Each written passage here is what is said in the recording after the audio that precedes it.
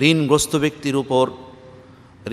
ব্যক্তির অবস্থা যদি এমন হয় যার উপর ঋণ পরিশোধের জন্য পাওনাদারের প্রেশার রয়েছে, অথবা ঋণের জন্য সে কঠিন চাপের মুখে রয়েছে, এমন ঋণগ্রস্ত ব্যক্তির উচিত কুরবানি না করে পাওনাদারের টাকা পরিশোধ করা।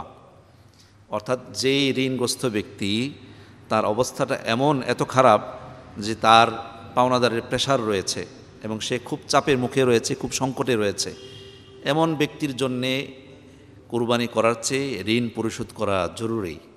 কিন্তু কোনো ঋণগ্রস্ত ব্যক্তি যদি এমন হয় যে তার ঋণ পরিশোধের জন্য পাওনাদারের চাপ নেই, কোনো প্রেশার নেই, স্বাভাবিক অবস্থায় আছে, অথবা সে ধীরে ধীরে কিস্তিতে তার ঋণ পরিশোধ করছে, অথবা যে তার কাছ থেকে টাকা পাবে ওই ব্যক্তি তাকে তেমন চাপাচাপি করছে না, স্বাভাবিক অবস্থায় আছে, এরকম ঋণগ্রস্ত ব্যক্তি সে ঋণ পরিশোধ না করে, অর্থাৎ ঋণ পরিশোধে বিলম্ব করে কুরবানি দেওয়া তার জন্য জায়েজ আছে।